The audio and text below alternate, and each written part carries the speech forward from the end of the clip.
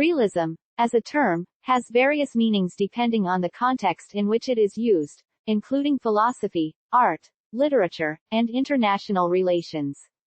Here are definitions for each context. Philosophical realism is a belief that says that reality exists independently of observers. This means that objects, properties, and events are present in the world regardless of human perception or knowledge. In other words, the world is as it is, whether or not anyone is there to experience it. Example: a tree in a forest continues to exist whether or not anyone is there to see it. This tree has properties such as height, type, and age that are independent of our awareness of it. Realism in art. Artistic realism refers to a style of art that aims to represent subjects as they appear in everyday life, without embellishment or interpretation. It focuses on depicting scenes and figures accurately and truthfully, often highlighting the mundane aspects of life.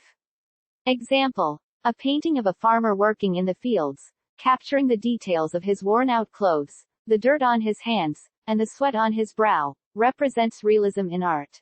Realism in literature.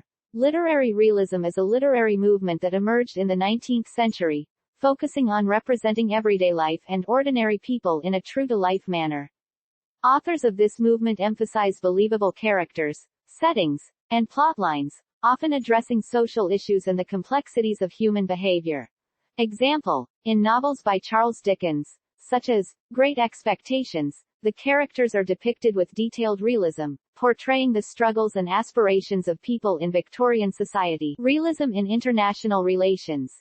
In international relations, realism is a theory that emphasizes the competitive and conflictual side of international politics. It suggests that states are primarily motivated by self-interest and the desire for power and security, often leading to power struggles and alliances. Example: during the Cold War, the arms race between the United States and the Soviet Union can be seen as an example of realism.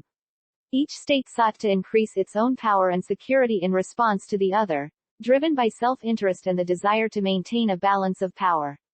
Realism, in all its forms, is about recognizing and dealing with the world as it is, rather than as we might wish it to be.